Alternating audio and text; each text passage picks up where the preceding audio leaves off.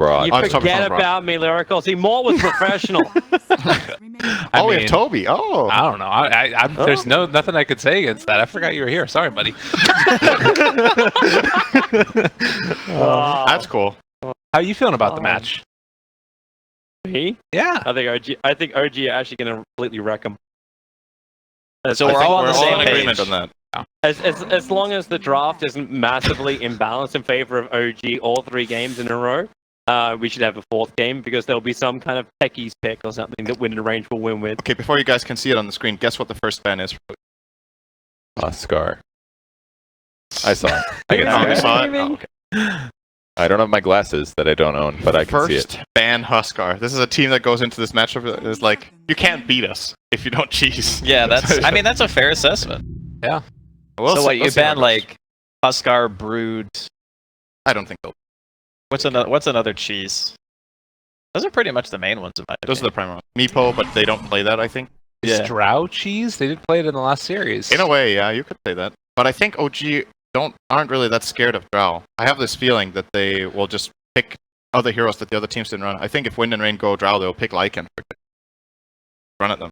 I'm not sure if that was banned in the last game. What is OG banned to mess up Wind and Rain? What's the other way around? You ban out the Invoker and Ember.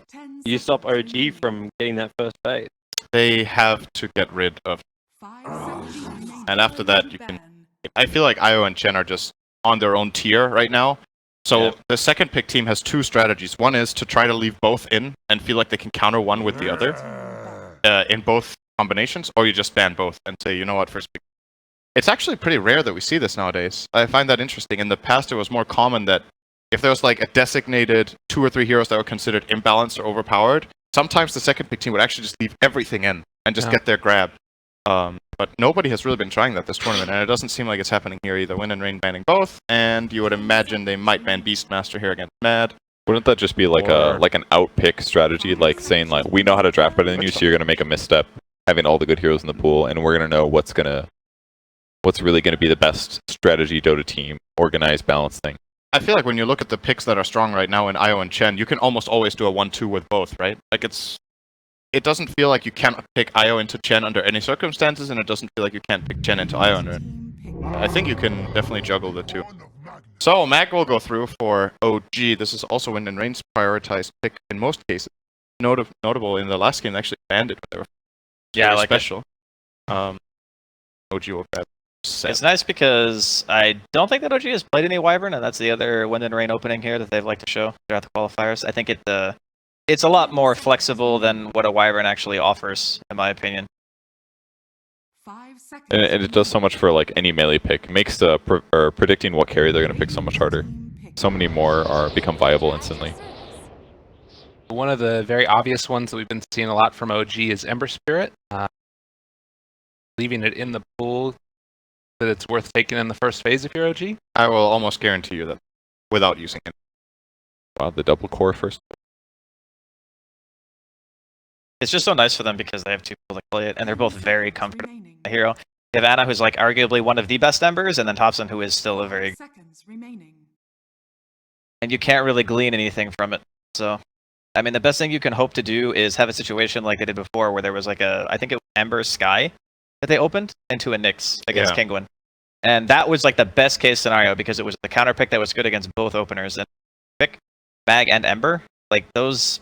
There's not really a hero that you say, wow, this hero owns both of them. They're also picking into bans. Yeah. That game they were second pick, so the enemy team had a counter pick in the first pick. This time that doesn't even... I think OG will just grab it. Like, play it till you lose with it. The only loss they had with Ember was against a Huskar cheese, and they already covered their bases on that one. So I think they'll just snap it here. Wow. I don't think they care. This also leaves in the PL, which we've seen the matchup against us. True, they could grab Lancer as well for Ana. I think PL is almost better than Ember right now. They're both very good. Both very lane flexible. I think the one big difference is that PL, in my opinion, has been shown to be more consistent than Ember. But that is barring OG's Ember. OG's Ember looks the best. But just in like the entirety of the qualifiers, PL has looked consistent. And the only times Ember looks bad, in my opinion, is when they have those abusive 1v1 matchups like Huskars and the Morana plus Drow Aura kind of stuff. Like every other time Ember seemed to do more than fine. Surprised. But I have a hunch that if they pick one, they're not getting the other. So if Yeah. they pick PL, they will not get Ember. If they pick Ember, they will not get PL. I'm pretty sure that's what they're debating right now. It is Ember. I personally like OG having Ember better than PL just because it has a more dynamic playstyle, whereas PL is definitely safer, I think. But Ember can put pressure in the mid game, whereas PL is a little bit more limited. But so I think kinda like the Ember pick.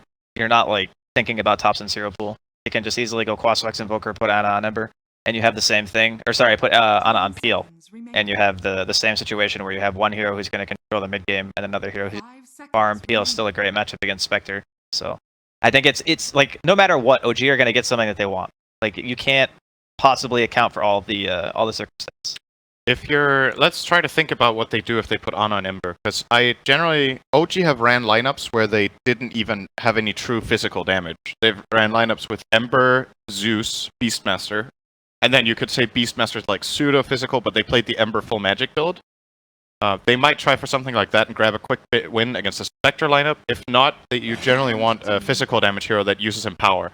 And the most obvious choice for OG's hero pool would probably be Topson's Monkey King, and then put Ana on the Ember. And the reason I like Monkey King this game is that there's a Spectre lane, and Monkey King can just go in that one.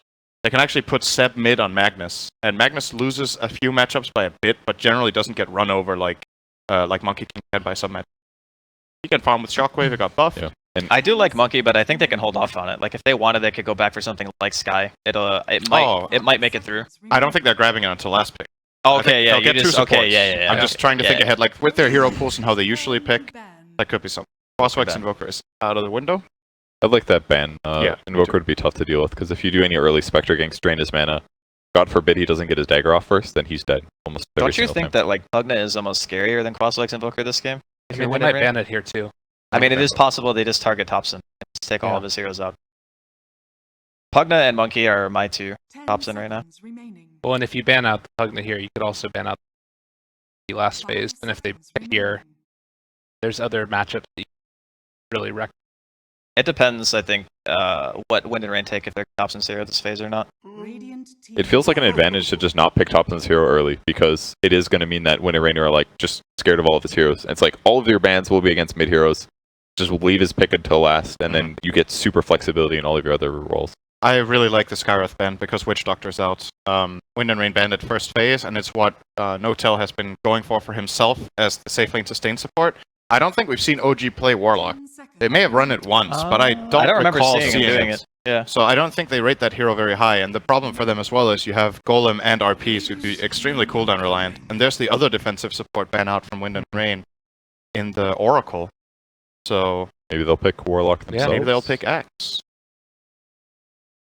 Very interesting ban, actually. There's no Purge for Battle Hunger now from the Oracle, and there's no heal from Witch Doctor. I think you can wait on it though, maybe, because You could grab OG is support. probably going to take these. I don't think they will. Oh right, Magnus.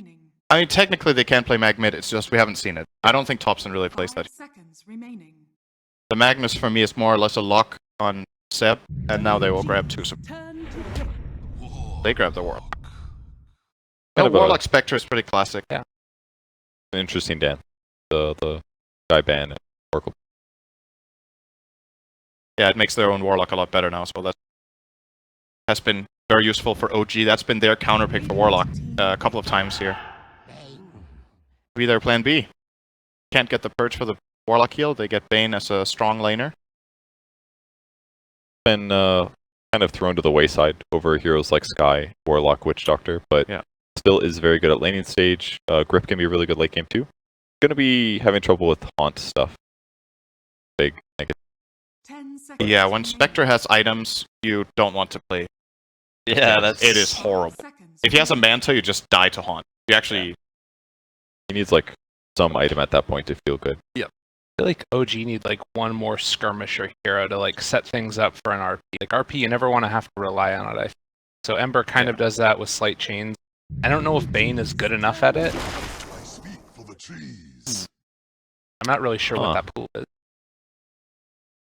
I guess this covers them a bit if they want to lane Prophet versus Emperor Spirit. Like Wind Ranger Prophet is just very good pressure right That's now. just very strong. I think at this point, well, OG kind of have to make a choice here. If they want to keep staying flexible, or if they see a core that's great against NP and then they choose that lane. I kind of like the idea of putting Magnus in this lane the most. You put the Magnus against the pressure lane, and then you put Ember in whichever lane he wants out of the remaining two, and pick Thompson his a blind matchup is what it will eventually be, right? Because they're first pick. Yeah. So I like that idea, because otherwise you'd be forcing an Ember Spirit into a different lane, and then that would allow Wind and Rain to counterpick against Ember more definitive. Pugna. It makes sense. I think when you're playing against Furion, yeah, you have some catch, but you don't really want the game to stretch out too long because that hero can become a nuisance, so you can give yourself really early high ground potential. Just control the map. Their lanes are still really good, even in the light of seeing a Nature's Prophet possible when lane. That is a pretty gross lane. I'm pretty sure this Pugna will go mid almost no matter what. Yeah, for sure. They want him to get levels. Dual lane Pugna sounds pretty weak compared to what they usually do. I just mean I like it in the sense that it plays fast against a team that will potentially have the capability of split pushing. I wonder if you need to change up and do like Bane Magnus and the right clicks coming in from Prophet, all the trance spawning. You can't like buy a poor man's shield on here, so he's gonna take so much harassment. It might be one of the lanes that could actually like Bane into a bad spot. Yeah, Bane doesn't want to play against Nature's Prophet. I think so. I've played this hero a lot, and I'm trying to remember if I've ever hated a matchup more than Furion, and I don't think so. It's actually the worst core to face as Bane, because the way your hero generally works is that you trade with a core in the lane, and you can sustain yourself with Brain Sap, but Furion's just too strong. Like, it's too much. You can't. And he has range advantage. He has range advantage. You can't kill the treants. They hit too hard. It's just he bullies you, and if you get bullied as Bane, the hero feels super weak. We've seen it in a couple of other games in CIS qualifiers, especially where someone ran Bane and it lost its lane, and you're just lost in the game. Yep. It feels like the only way it would work is if Enfeeble was still good level 1, because then you could at least Enfeeble the Prophet by Treants maybe, but I think you still lose the matchup then. Yeah, then you can't even Brain Sap to sustain yourself. That was a quick pick. Oh, Interesting. Okay, so is that any better against Nature's JRX Prophet? Wyvern? It's just a tremendous amount of wave clear, honestly. Like all their heroes can push out the waves except for the Bane. And I think that's their answer to the Furion. It's like, okay, our Bane might have a rough lane, but during the mid game, we can TP 4 of our heroes to defend against him. It's not like, okay, we have to TP one specific core back, and then maybe Wind and Rain can take a fight off their haunt because of that. It's no, any hero except for Bane can TP and stop his split push now. It's cool with Magnus as well. You could look at it as like a vacuum. Like Spectre's going to haunt, Winter Wyvern's going to use his ulti, maybe it catches some illusions. It'll set up Magnus for an RP afterwards. Cool stuff. The absolutely primary reason they pick this support is that they want someone who feels like he can deal with the treants in lane. That's got to be the primary argument here. They know Bane doesn't like this matchup. They get a position 4 that can go against the Nature's Prophet, probably together with Ember. And I'm imagining this Wyvern would just go Splinter Blast level 1 and buy Clarities and actually just spam Splinter Blast on treants. I think that's how they're going to approach the lane. Flame Guard and Splinter Blast. I think it's really good against Wind as well. Just typically the way that Wind and Rain are going to start fights are one of two ways, right? They counter initiate with Rock or they land a Shackle. And Winter Wyvern is amazing against the latter. You just put whoever gets shackled in ice and they literally can't go. I don't know how Wind and Rain are going to start a fight. They're very, I would say, dependent on this Furion to have a good game. Okay, so if Pugna wasn't in this game, I think they would have grabbed Lina here, just as a way of killing heroes that get caught in Cold Embrace, but they're worried about the Netherward destroying them. So they get themselves a mid-hero that can play more of a pushing approach, enabling their Warlock to 5-man, and who can also cast its spells before the fight begins. It's kind of nice to just have Exorcism running before Pugna shows up. So, Ryle will be playing the DP. I'm a bit concerned for his lane, though. We've seen Thompson destroy, and I am not seeing this as a DP favored matchup. It's not. The auto attack range, the speed of Pugna, like you can actually dodge Crypt Swarm majority of the time. It's really hard to keep your Soul Siphon on people as well. Yeah. So it's definitely Pugna favored. We'll see if they can actually do anything about it, though. I think the Nature's Prophet's going to have his hands full. Like I think that he's the one who would want to like TP behind and maybe go for a kill, because if he uses Decrep offensively, you might be able to kill him. But other than that, if he just plays safe, I don't see how they're going to deal with that hero. Well, we're going to have to see as we get ready to hop into this. Game number 1 of the best 5. Winner is moving on. Real quickly, predictions. What do you guys think in game number 1? Yeah, it's just OG. They're a really good team. All right. I'm on AUG. Wonderful. All right, well, now we're going to send it over to the broadcasters. Again, it is the lovely Toby1, who I did not forget this time, and Cinder. What did you expect? Thank you. Thank you very much. Og versus War. What a great matchup. Og. Is everyone everyone wanted what it really stood for, right? Actually, wasn't it revealed? So, as far as I understand, they just took the name OG as like, you know, originally from hip-hop culture, original gangsta, but then they just like the OGs of Dota, you know? And then, since then, there's been like theories about what it means, and they're just like, it can mean whatever you want it to mean. When you say something like that, does it mean anything? Like, that's the question. I think it was just a name they took at the time. I don't think there's been an official statement of what it represents. There was nothing official. I remember when Fly and S4 left, though, there was some mention of it. Top lane's having a little bit of fun. Forev just saying hi to Dirax and Anna. It's almost like they want to get some stuff. And hey, look, a Splinter Blast. He's only got one Clarity, though, Sin, but 2 Mangoes to work with.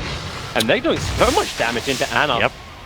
Now Tops is actually going to rotate over with a Nether Blast. Forev's going to drop down low. They have enough damage to get the kill. Millen's trying to look for his own underneath the tower. Forev cannot make it into the safety of the tree line, and instead they look over towards Millen. Running down south, Splinter Blast coming off cooldown in just a second time. He's thinking about using the tree for it. The tree will go the other way. Millen up the hill. No missed chance, but Millen will still survive.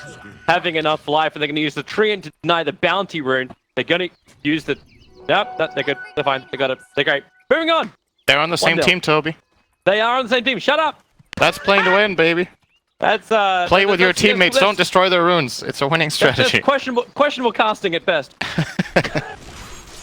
We're getting warmed up. It's all good. We've got at least 3 games, so we need to peak in game 3. All fine. Hey, I've already had 3 games. I should be true. Up. That is true. It was the break. My muscles are starting to cramp in the break. Here you go. WA only fuck up. All right. Back to the game. Jirax and Anna. So is this lane still going to work for them now? Like they've got a huge advantage now with the Wyvern getting, having the first blood there. How does Forever and Millen actually balance out the lane? The majority of the first blood gold did go to Pugna. He got the actual kill. So there was a bit of AoE gold for the Wyvern, but not too much. This lane is definitely still Radiant favored. It should be for a little bit. I think when Ember starts hitting level 3, it could get tricky. Because for now they can just break Flame Guard with Power Shot, but they're not going to be able to do that the whole time when he gets higher levels on it. I do believe a level 2 Flame Guard will sustain the full Power Shot. At which point, they're going to struggle with it. For now, look at all this damage that they're just dealing with these 2. Yeah, one of the rare times when Anna doesn't get a lot of farm, but normally he's got the catch-up of the other lanes doing well, so how's that actually working out? Looks like Anna, that mid lane, it's kind of fun.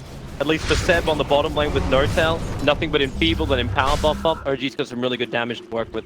Actually skilled Enfeeble, that's really interesting. This spell has been nerfed into oblivion, and No Tail still thinks it's worth skilling it. I don't think I've seen this in this since the nerf, that anybody has skilled this. Oh, Dagger. They're taking so much damage with Fatal Bonds, they can just be... okay, it's only level 1 though. Yeah. But Seb is not a healthy man. He'll have to wait out the Fatal Bonds before he can heal. He's playing without Skewer. That's very normal in this kind of lane. 2v2. Bonds are being annoying. Should be flasking up now. Imagine when this ends. Hearing chains. Oh, they got Ana top. Yep, it's a trade-off though. Probably going to be the trade-off. And Wind Ranger, do you have enough? No Wind Run left. So it's going to be Jirax who gets the double kill as the Winter Wyvern. And the extra experience for it. Yeah, he's almost level 3 now in Wyvern. That is big. He might suicide to this new... Buying a stick, Millen's and looking for the power shot. He actually looked for the right line. That was a close call. Wait, OG actually have a sentry here, but they haven't found the ward that blocked their camp. It's the classic bottom right corner ward here. Maybe they'll find it now. When Jirax comes back, he's like, wait, why is my pull still blocked?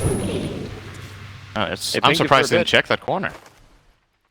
But you're still going to cut through a tree, right? No, you can just walk in there. Back behind the tier 2 tower, Warlock is actually the man who claims that kill.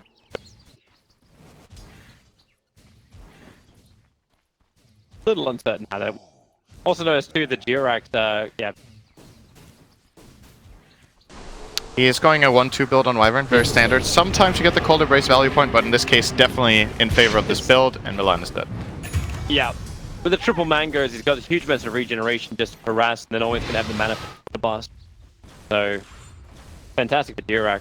This mid lane appears to be pretty even as well. Maybe a little bit in favor of Thompson.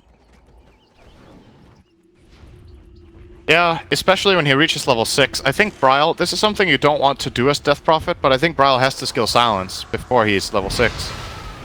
if he doesn't do that, Thompson's just going to Decrepify and drain him and put a lot of pressure on him in the lane. There's just one counterplay available. So I hope for Bryle that the skill sounds here on level 5. Thompson should be getting level 6 first of the two. Radiant's top tower is under attack. Ana and Jirax really trying to get aggressive on the Forever, even back behind the tower. Good dire scan, scattered out Warlock's movement. But he actually only came up to pick up the DD rune, so Thompson's moving back behind his tier 1 tower.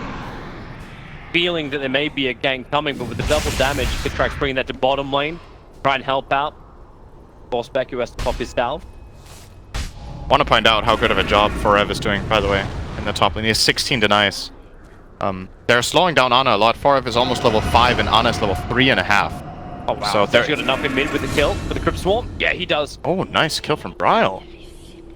They got pretty aggressive because they were trading Blast for the Swarm. But eventually, the Spirit Siphon charge is built up and he just went nuts. That was a very unexpected kill for me. That's big. He's holding on to a skill point for now as well on DP. Wonder if he is debating the... Most of the time on DP here you go a third point in Siphon or the ulti, but he does skill the silence. Very happy to see this from Bryle. I think it's a good choice. Protecting himself from the counterplay that Pugna will have in this lane. Movement on top.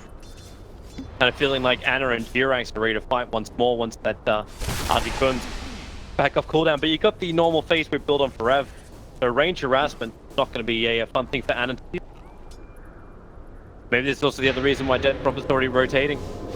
Coming in for the Shrine, there's a bounty rune to pick up as well. She needs to stay in mid, right? Like, these mids don't rotate off for a while. Not now, at least. Especially not without Exorcism. There's not enough value in trying to gank top because you can't take any structural damage. And that's what DP is all about. Mid lane, see that there. Just now Thompson went for the Decrep, drain, and got silenced. Fortify up the creep wave. Try and change out the balance. It's definitely not for bottom lane. For a rune, and he will not find it. Bottom. Still got this bounty. I don't know if they're trying to save it for a rainy day. I don't think anybody realizes it's there. Someone forgot at least in the lane. Someone is Same tree instant. probably walking past it before minute 10. Oh, look, Milan! Hello. Oh, nice. money. But it's the extra 1 gold that you gain from this, right? That's plus 52 for that one bounty That's rune. 2 gold more, I think. Sick value. Oh, mid. Thompson is on him. Yeah, going after him. And they got help. Warlocks in the neighborhood. But Thompson with the invis rune. He's even got stick charges available.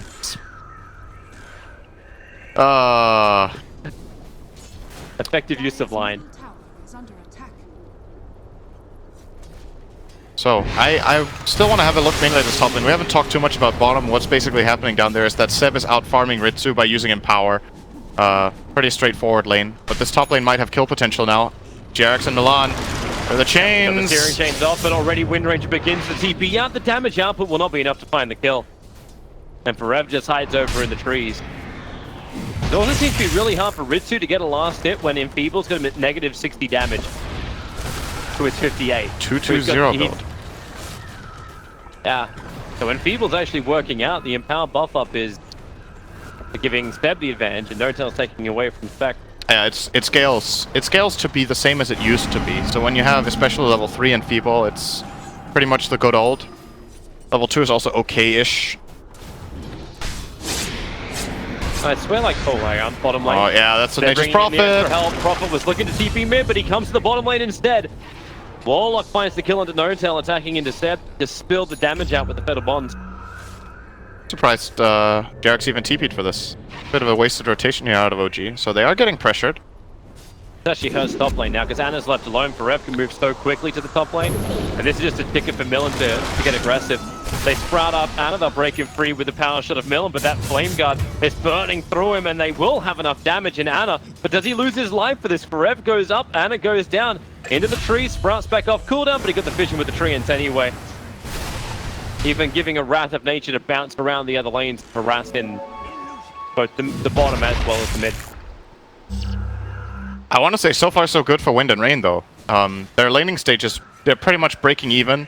They have a lineup with Spectre, so obviously that's pretty good already. The question is how they make use of their DP plus Warlock, because you want to use this Exorcism to take towers, and you want to get the the Chaotic Offering available to join for those 5-man moves. They go on top. For Spirit jump forward from Ana. Spirit jump again, looking for Forever in the tree line. Sprouts begins his TP. Jirax has no way to cancel it, but Ana does. Searing chains and Forever will go down. At the same time as Millen actually TP to the bottom lane, trying to help out, but his rotation moves him towards the mid. As a level 2 power shot, Shackle just holds, pumps it there just long enough for the Crypt Swarm and the power shot to connect. Nice movement from Wind and Rain on that kill. Is under attack. Pugna even had a ward on Milan coming in, but he didn't have anywhere to go except where he did. Like you said, the Shackle doesn't connect, but it didn't even need to. Grab another one. Ana is starting to come back, though. He had a really rough start against this Nature's Prophet, and if he can recover, then a big part of Nature's Prophet's work has been in vain. They gotta be careful that they don't give him a bit too much. He already got that 1 kill top on the Nature's Prophet. Actually, might have killed him Like we twice. said before, Ana always in the way, having a way to come back. Thompson may have a little bit more trouble, however. Wants to get the blast, swells the life drain up, but won't be able to happen. The curse onto the spec. Wyvern dies all the way back at the tier 2 tower too, so OG thinking they had a lot to play with, and Spectral Haunt very early used, and the tier 1 tower will fall directly after it. That's pretty much the best possible play there was on the map. That could not have gone any better for them. They kill the Pugna, somebody tries to help Pugna, they kill that guy as well, and they get the tower. And they used an Exorcism. They didn't even have to use Golem there because they don't have it. Of course, the Haunt expended too, but Spectre wants to get involved. So, very nice move from them, and they get themselves a little advantage here. They actually moved the lanes too. So DP heads towards the top lane. Perev's gone into the jungle, and they're going to give Millen space in mid. He's the one that can escape with the wind run. Yeah. But how long until we see Magnus get involved? Like, how did Seb build this last time? Right now he's looking at a pipe, and I'm wondering if Blink Dagger is a requirement. He generally wants to go 1 tank item before Dagger, either Hood or Vanguard, and then Blink, just to be such a... Does the RP. RP is going to skewer him right into the middle of the rest of the OG rotation. They had so much damage ready to roll. And even the Fiend's Grip, Death Prophet rotated over the rock, creating space from Warlock, and the extra damage in from behind. They hit him with a Crypt Swarm, at least 1 successful TP out. This is a full run now for Seb, as well as Thompson. So that's a Bane for a Spectre, and both RP and Golem used. I think OG are pretty content with this. Could have obviously gone better, but it's fine. In the meantime, Ana's just cutting between the towers top. Nobody is really able to deal with him. We didn't cover this that much, but the Radiant lineup's catch against Ember, considering he was a first phase pick, is really lackluster. They have a Silence from DP, and they have a Shackle Shot, and that's it. Thompson attempting to go for the full kill on DP again, and the 1 point in Silence cancels it. But that's a Veil of Discord on the Pugna. That's why he dropped the Death Prophet down by 50% with just 1 blast. Yeah, the amount of damage on this hero when you get all the spells off is pretty ridiculous. Dire structures are This Prophet ulti. Looking to push this top tower, but OG are interested in defending. Milan's in trouble. Notel's rotating around the back, looking towards Millen. He can Nightmare him to stop the run out. He doesn't have Nightmare. Inside the trees, Anna's going to break him free with his Spirit forward, and yep, no Nightmare available. He actually didn't even skill it. He's only got Enfeeble and Brain Sap, but Anna's got the burn. And the Sleight of Fist damage to kill off the Wind Ranger, delaying this push on top. I don't think I've seen this Bane build for like 3 or 4 months. Maybe. Maybe that's the next time. No, probably, yeah. 3 months. They're at committing least. so much on this top lane to kill off Ana. He doesn't have TP available, and that Remnant, Oh. Silence up, they're going to actually control him perfectly. Ember tried to dodge it with the slide. That was a bit of a misplay from Ana. He chained the ground. He was trying to chain DP, but he was a bit too far away. If he gets that chain off, he might be able to throw out a Remnant and jump for just a moment, and maybe dodge the Silence. Didn't manage. Trade of towers. Yeah, Thompson gets the bottom tower, but he's going to lose his life for it because they TP in the DP. The TP out will not be successful. But up on top, Fiend's Grip's up, and Notel onto Ritsu. Support is there from the wall, but he's got no stun like the rock they had on bottom lane previously. And Ritsu into the trees. Has no TP of his own. They're going to use the Courier to scout out the vision of Ritsu. So Jirax can just throw a curse. Courier's still watching him, and Ana, they want the kill onto Ana. The Sleight of Fist hitting chains will do the work, and no tail! Really? Not for you! Really?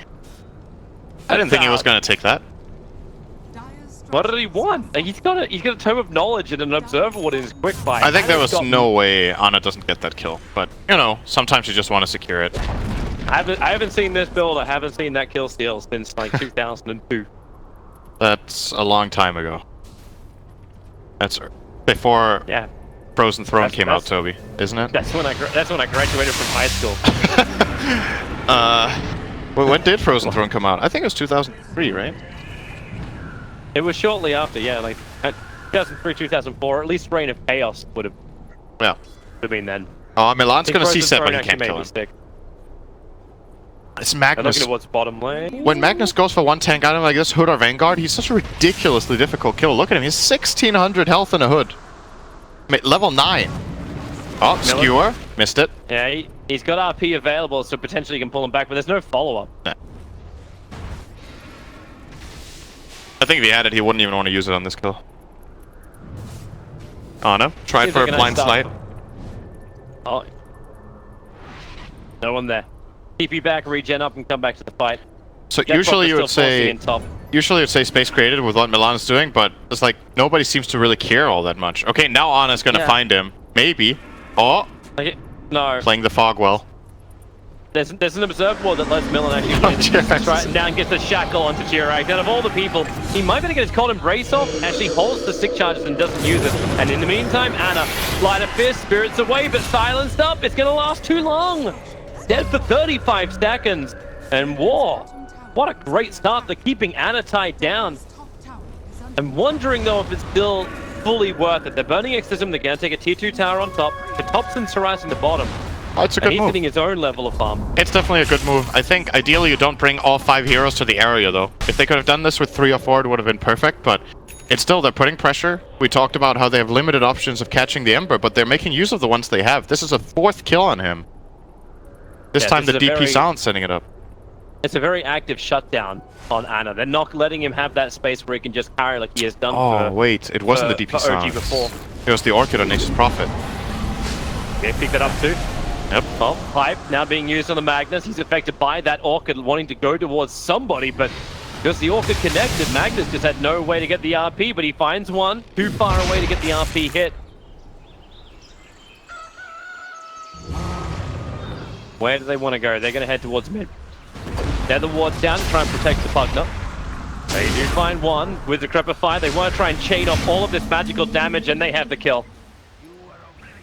Maybe this is also one of those games where you see the Aghanim Scepter Magnus and you get the return Shockwave just to work with the Crepify. fortified. I don't think we're gonna see it. It is possible. I mean, it's an item I have seen before in competitive Dota, but it's a pretty rare pickup. Most of the time you want Magnus to get his tank item, a dagger, and then either a Force Staff or a Shadow Blade to just set up his RPs. And then in the late game, generally BKB and a potential super late game Refresher Orb Is under attack. are popular. Thompson's That is pushing from the top Thompson. tower. So he's the one that always creates the space. Normally comes with a lot of magical pop. Nether ward is down. He's shackled towards the Sprout for the moment. Support's coming in from Notal. He needs to get some level of control. But that Wrath of Nature does so much damage so quickly that the only thing they can do is bring Ana in for the extra kill. Ana will claim with the Rocket Fatal Bonds. Notal's dying. That's why he has to brain set. But more support there. The Nether ward is still causing problems for War. They're fighting underneath it. It's at least a triple kill for Ana, maybe a quad, as he has the Sleight of Fist and the Searing Chains. He did not use the Searing Chains, however. Used it on the Rock Golem instead. Yeah, he was next to 4 creeps and he was worried that the chains would just go on the creeps, but he could have at least tried for it. Maybe you get lucky. It was, the odds weren't favoring him, but it favored him more than if he didn't cast it at all. It's possible he was saving mana for something. I'm not completely sure how much he had left in the tank there. Great fight for OG nevertheless. They got multiple kills for Thompson's life and didn't lose anything anywhere else. And that was also the Rock committal from Warlock. Yes. We saw how effective that was on bottom, and now they burned it on top. 2 minutes worth of freedom for OG from scary team fights. Oh, Ana gets DD and Invis. This is some scary stuff. The War's smoking up. They didn't DD and Invis, man. They're going into Roshan. They got Exorcism available. They're going to slip into the pit, and OG, they are not reading this at all. I like this play a lot. It's also a fortunate timing because Ana just got this double rune. He's just looking for any kill he can find around bottom. He's gonna find Milan in mid now, and we'll grab that kill. But it's gonna ensure that Roshan most likely, unless they're pinging it. They realized it. Sleight of Fist just came off cooldown. He'll fist in while Prophet was bashed up by Roshan. Spectral Horn. They're trying to create a little bit of problems, but at the same time, everyone else is coming in. Remember, Magnus also just picked up that Blink Dagger, so Seb is looking for the big RP. And Wall will not know about this in the chaos. He down the Spectral Images actually caught a glimpse of it, and now Death Prophet to fight out. The terrain is huge. The Shockwave will finish the job, and that's what they're looking at. So many heroes going down for Warren. Anna still on the hunt. The double damage has got an extra couple of seconds, and that's long enough to kill off Millen. Oh dear, this ends up And they're back backfiring in to finish so Roshan hard. too. They were missing one key piece on the Radiant for this play. They did not have a medallion. If they have a medallion on this, they get the Roshan in time. But Warlock sitting on 1400 gold, not buying an item. Nature's Prophet didn't have a medallion either. DP is not going for the Solar Crest build-up. Usually the DP team will have this at this point, but that little missing piece just making a huge difference. I loved the play, but then I realized, damn, this is taking them so long. And Milan getting caught out in mid was actually a dead giveaway. It's like, why is he here? Wait, where are the others? Uh-oh. And then they just start poking them in the pit and get a big win. And now OG will capitalize. Yep. Pushing in through the top lane. They push so hard. With them power buffs up on both Anna as well as Seb, they clean through the waves so quickly, but that's not even including the Nether Blast that Thompson can give. And what does Ward do? Like, they want to try and fight in, but they've got to go underneath the Nether Ward of Thompson. They can't defend these towers easily, so they just split push down in bottom lane. TP out from Jirax, he'll end up surviving the Orchid attack of Forev. This tower they're not going to hold. No. But that's a tier 1 and tier 2 tower going down after Roshan fell. And now top 3 net worths belong to OG. Nether Blast is such a good spell. I still feel like this hero is massively underutilized. The only two teams I've really seen run at this qualifiers has been OG for Europe and Espada for CIS. Both teams in the finals might tell you something. Huh? Espada didn't win though. I think the Knicks, the Pugna started getting banned against them, but as well. They're flying around the curse just to hold him there for the moment. The buff ups are available, and Bane's coming in too from the side. Forev wants to escape, but they have the damage. Okay, they had to commit the RP. Bane's Brain Sap would have finished the job, but the Orchid, Forev played it right. Yep. He tried to stop the Brain Sap from just instantly killing him. Meanwhile, up on top, Death Prophet. Damage.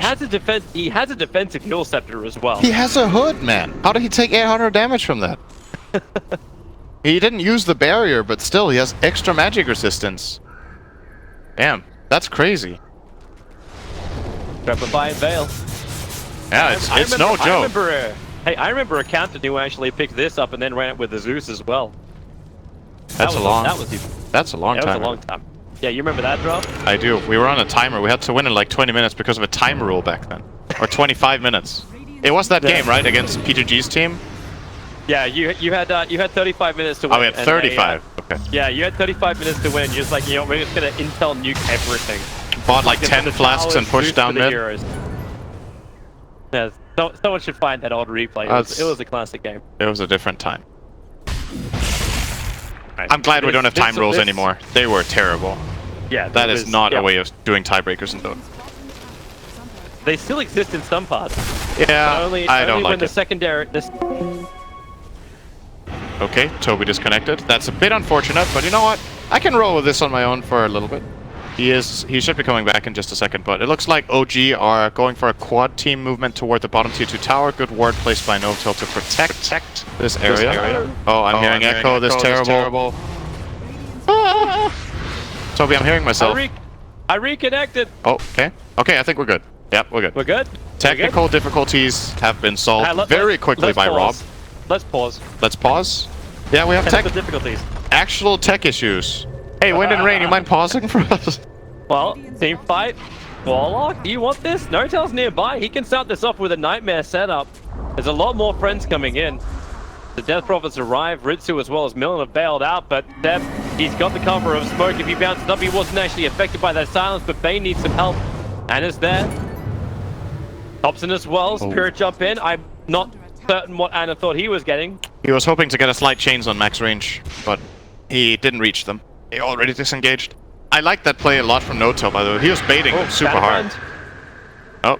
Yeah, Winter Wyvern's gonna play, buddy. It's a Wind Probably Ranger. does. She's already used her Wind Run too, and okay.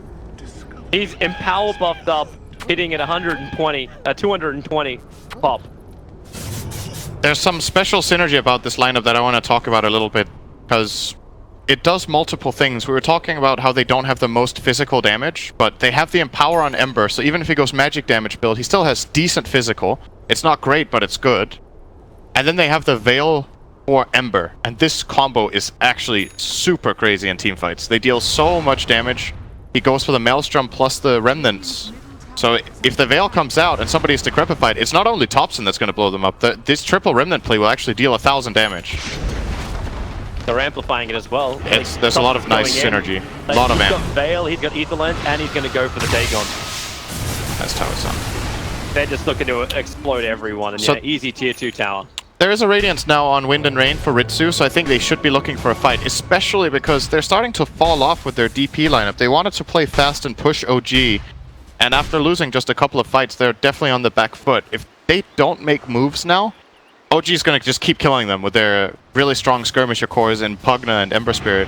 And we've seen 1 RP this game on a solo Furion, I think. That part of the game hasn't even been played out yet. I just love this from Jirax, even though like with the Shadow Blade from Forever he can get away, but Jirax has made it his job to hunt the Prophet, who is now trying to hunt the Magnus. Zeb caught out on the Dire Ancient. The Orchid gives it a little bit of extra control. There you go. Yep. Good pick off. He's down for a while, and we're waiting until the Aegis Immortal timed out before they looked for the fight. And the way they killed him there was an aggressive Yules from Bryle into Silence and Shackle Shot, but now there's a defensive Yules on the Mag. Seb went for that, so he has a counterplay in the following fights and more mana to work with. Gotta be careful. Doesn't have a Flame Guard. Orchid's off cooldown. They got the extra Suns that can come in from the Death Prophet. They just need the control, which they have through Sprout. But they're very iffy about doing it because on the other side of the river, that's where Notel is. Spirit jump forward, in from Anna. You will have Notel pop to the Orchid, but Anna finds himself another kill. Spirit jump out for the rock. Warlock hits the mark, plus the shackle. And Anna just has to wait. Slide of fist up. There's your defensive Yule Scepter. Has he got more time? No.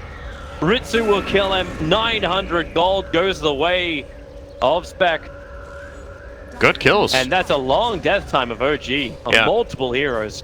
They did have to expend a lot for this, obviously. They will have no Haunt, no Golem, no DP ulti, and no objective to take. But in the position they're in the game, they kind of have to settle for this and be fairly happy, I would say. This is a lot better if they turn it into a tower, but they just haven't pushed the waves far enough to even start thinking about getting an objective out of a good fight. I don't know how you push against OG.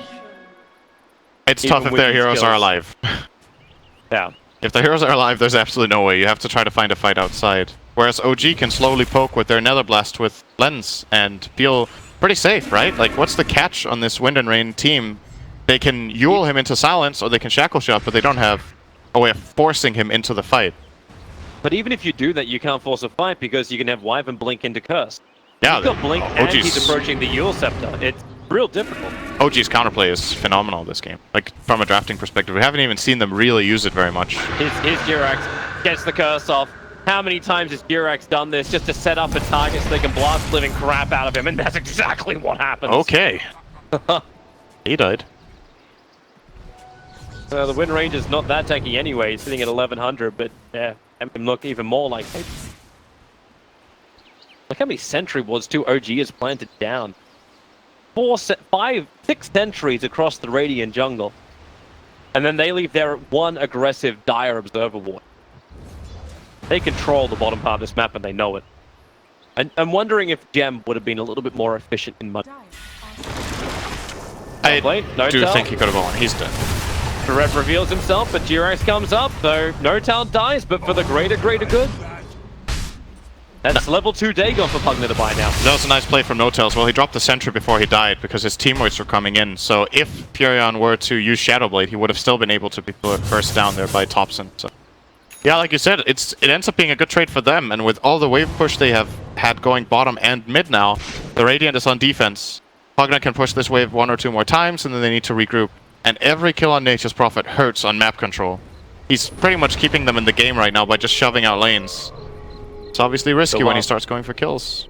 He's down. He's going to respawn about 2 seconds after Roshan does. So if OG's looking for it, there will be the Roshan. But then again, can they actually take it? They don't have Not really. that great a lineup of killing Roshan, and maybe they don't even need to. I think they're fine as long as the Radiant doesn't get it. And Aegis on Spectre now is scary, but apart from that, they don't really care. Aegis on DP is not very relevant. Where is this money coming from for all the sentry wards? This is becoming ridiculous. They've just coated the mid lane now. Well, they just profit TPs anywhere, they're going to see it, but decent amount of bounty runes, I around guess. the back. Bounty runes, assist gold. They've taken a lot of towers. Yeah. They got the Roche kill. They still have a 7k advantage. And now over the Observer ward, will they run down the hill? They have to hit the bottom of the steps for this to happen. Oh, Jerax walks up. He'll go up, doesn't blink in time. Don't think he was ready for it. The Shackle will control him just long enough, and the Spectral Horn into the blink down. The Nether Ward is already on the deck, but it's the RP trying to create space. Seb is doing it so Topsa can survive. No tail. Now the drain comes in, but Rock from Warlock. The combinations are working now for Wargaming. Seb's on the run. Beck is right behind him, and with that Spectral Dagger, he'll have the movement speed and he'll have the damage to kill off the Magnus. Meanwhile, back at Roshan, you've still got Ana finding his own kill on the Wind Ranger. He's the sole survivor of OG.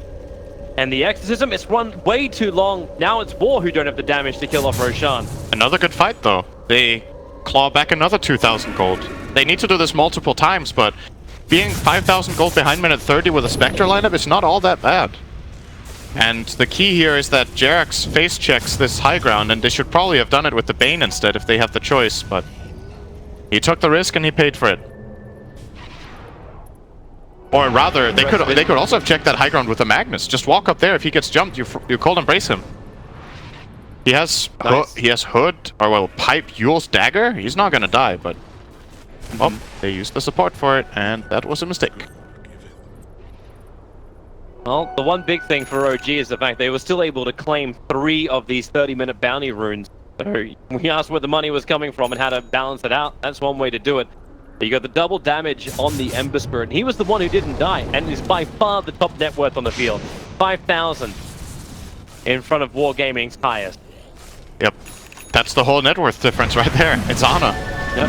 Thompson starting his fight. Nether Ward's inside the pit, and they're going to use this DD on the Ember Spirit to try and start Roshan. Power shot from Wind Ranger has already scouted out the fact. The reason they're going for this, they know their lineup isn't that good at it, but all the ultimates are on cooldown on the Radiant. All the big ones. No Exo, no Golem, no Haunt. And they're gonna just let them have it. They know they're not favored in this fight. Great play call from OG to go for this.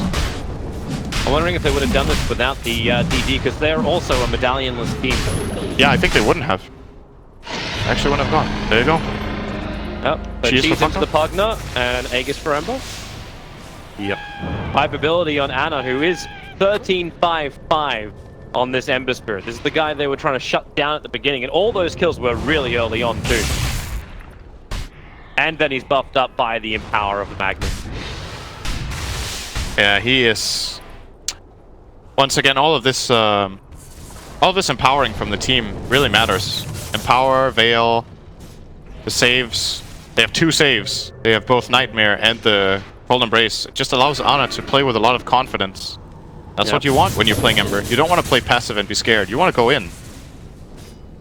He's gonna have the confidence once he has that Octarine, because that's his next major item. He got the save from the Yule Scepter, but... Oh, Kid Track, Glimmer's running out. Oh, no, Till doesn't see him. Use the illusions. Bounce it off, but here comes Ana. Sleight of Fist. What the hell? Guess the item. Level 3 Dagon only. It's gonna get worse than that. He can buy a Dagon 5 right now if he wants to on Thompson. Oh, they're gonna go for more Nature's Prophet, skewer him back.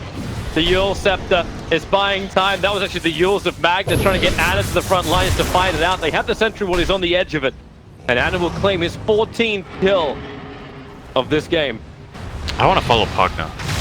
I want to see him do that again. That was fun. He's got enough money he could actually finish up his level 5 Dagon. Yeah, I wonder if he just is saving. Yeah, he's just saving for buyback. Buyback. It's full safety. Come on, TI's on the line. I know you want to have a couple of shits and giggles, but... They're doing that with the chat wheel already, so that's covered. Yeah. Seb is thinking about it. 3 seconds to blink. 2 seconds. 1 second. They need the vision up the hill. That's an interesting Sentry Ward. Is this just proving they have disposable income? Great financial planning from OG. They smoke in the back line, just keeping Wyvern and Bane a little bit more secret. Radiant structures are fortified. But there's got no defense, there's no split push, because once again, Prophet's down. Where are you going, Anna? He's got Aegis the Immortal, he wants to fight, so he's just posturing while Fortification's up. Yep. Trying to get any information so they can get a skewer. Nice shackle, Anna. Oh, good rock into the back lines with the Spectral Horn and the Prophet ultimate. Huge damage into OG. They delete one hero so far in the form of the Pugner, and then the Bane was an easy follow-up. And it's a full run away. Anna's not the one who's dead. He'll actually take the Arcane Rune, a dangerous proposition as War want to keep this fight going. By the Fist and Searing Chains, they break the Lincoln Spear. Oh, nice shackle. Anna. Oh, there goes your Aegis the Immortal. Curse isn't available still. It's the Blink 4 from Wyvern trying to force the DP who's DK beat back. But it is now a full retreat for War. Another good fight in the words of Synderen. They set that up very well with the Golem combo into the Fatal Bonds and then the Nature's Prophet ulti, Haunt, and they made sure to have a gem on Spectre going into the fight, so against this Shadow Blade of Magnus, and do they have a single Glimmer? They do not. So it was only the Shadow Blade of Mag that was really going to get out there, and he did end up surviving, but they at least planned for the counterplay that Mag could have there. And Seb is just not getting RPs off. That's the issue in these fights. He just isn't finding the targets. That's one of the big strengths of Magnus against this hero is there's a lot of damage all over the place, but none of it is RPable. They need the extra vision. Like Wargaming's never standing underneath an observer ward. The OG, like they've spent so much money on sentries, which is still hilarious when you look at the two observer wards down by Wargaming on the other side of the map. Seth actually has a play if he's expecting the Haunt. He can pipe and Shadow Blade because the Spectral illusions will only deal the Radiance damage, and that's not going to break his dagger if he's barriered. They create the information. Anna actually commits in pretty deep with his Octarine Core. He's got more than enough damage to find the kill. The Wind Ranger does have buyback available. They're still waiting for the jump and needs that tower to actually die so his Shadow Blade can be useful, but they're just beating into the melee. There's your buyback. So set to the back line, same with Jirax. They've got those double big team fight saves, and they just use Anna as bait. 20 seconds.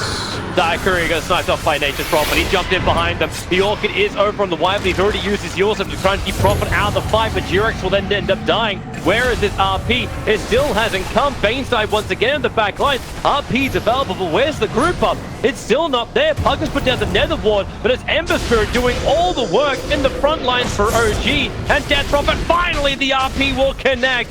He will go down. He does go down. Anna will get the double kill for it and a follow-up Searing Chains into Spectre. And they hold him in position so they can drain out the last bit of life from him. In the meantime, the are available for war. Wait, what?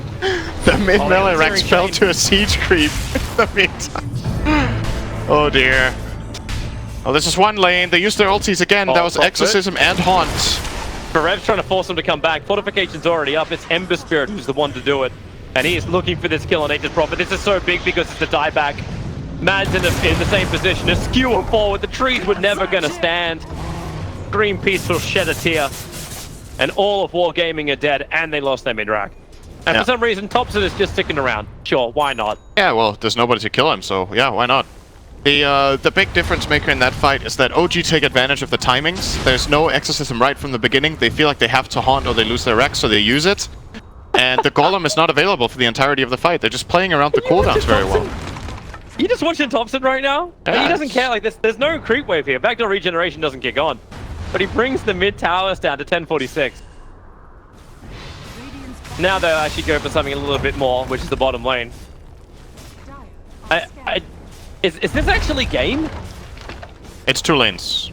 They will not be able to end the game here. Because they don't have the RP themselves, so I don't think they're going to commit for the tier 4s. Yeah, but they've got Winter's Curse, and they've still got 2 Aeon Discs, and they have a Pugner with Nuke Power. Speed the Crypts up, so alright. Anna wants to stick around. They're pinging the Shrine. They want to go back for the Shrine.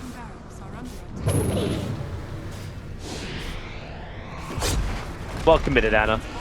Yep. Good stuff from OG. 20,000 gold lead. They've got 2 full lanes. And it's up to them if they want to wait for Roche or not at this point, or if they just want to look for a fight.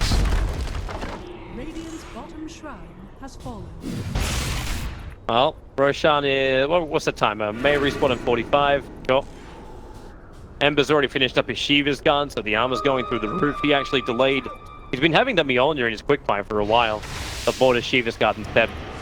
The same thing with, like, Pugnus just keeping his eyes on the Dagon, but he bought an Aeon disc. So there's no way for War Gaming to get that early nuke. And it's not like we've got nesting in this game to cause them problems. Nope. I don't really have a way. Silver Edge for Magnus.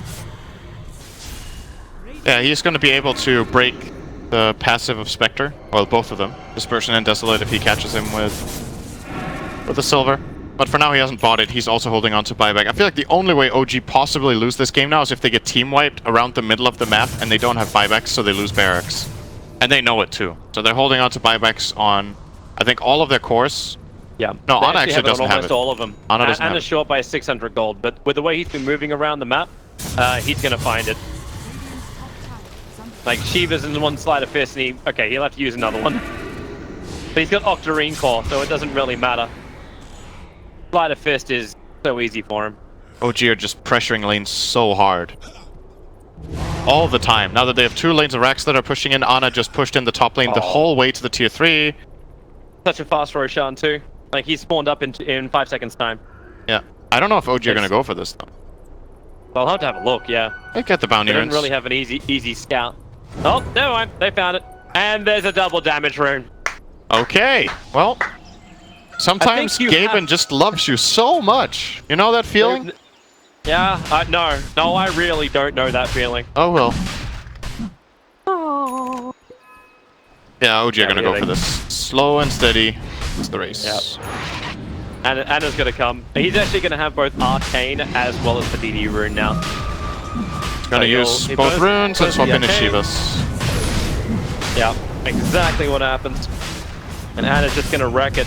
Does he even have a, like, feels like the cooldown with a Sleight of Fist is so damn low. Yeah. Pretty low. And they just Searing Chain, control Roshan. Seb can tank the entire thing. He's a pretty beefy boy. They have committed their buybacks, however. Anna actually bought the Mjolnir. That's the only one they don't have. They have all their other buybacks still. And it's fine. He has an Aegis now. Yeah. And with his BTs, Arcane Rune, sure, Octarine, yeah. If the fight drags out, there's no way in hell Ana doesn't just clean up at this point. He has so much sustainable damage. He has 2 Sleights of Fist charges, Mjolnir, and Shiva's Guard on low cooldowns. They saw him. They're nuking the Warlock. Here's your Ember Spirit jumping forward. He wants that Warlock there, but he can't see him. The rock will still drop, but it only connects over on the Pugna. I say only. This walk away with Decrepify is taking time, but he's got the extra life. And then the curse for extra space creation. So Ana can get into the back lines. For Rev's BKB, that's a fresh one. It's going to last a while, but they've already burnt the one on Death Prophet. They haven't got through the Aeon disc, but then the RP will hold him there long enough to actually do such a thing. Ritsu tries his run back. Good luck for a heart spec. Death Prophet, no more protection shields for him. He will end up going down. Did anyone bring detection? Alright, he just came back out of it, so it's okay. Blink away. Yeah, where's OG's detection, actually? They had so many sentries, man. Where is it? They don't have any detection. Oh, that's hilarious, but it looks like they won't need it. All the spells were committed by the Radiant, and they didn't get a single kill. There's the grip onto Warlock. Yeah. There's also that 20% increase now. You get 25 on Magnus, so Ana just got buffed even more with the Empower. He's taking some time to beat into him. This walk-up, they're ignoring him. Ana's not even looking at him. He just attacks the racks, like, I don't care. You're a level 24 carry, and you actually achieve nothing. Ana is just taking the racks and letting his team do the rest of the work. He's got Aegis the Immortal. Doesn't have a lot of mana to fight with, just a couple of slight of fists here and there. But this game is over. It's real GG. 3 euros down. The Aegis Immortal's burned. He can come back up and finally kill off Ritsu. Thompson's Netherwards making it impossible for anyone else to fight. And they'll get through him, and that's the game. OG, they're taking game 1. GG is finally called by War Gaming. It took 43 minutes to get there, but OG have done it. 1 game up and 1 step closer to TIA. Yep. That was a solid game from OG. They got challenged in that game. They lost a couple of fights. They got decently pressured in the laning stage, but it still looks like it wasn't enough. But you know what, Toby? Now Wind and Rain get to take a tactical pause and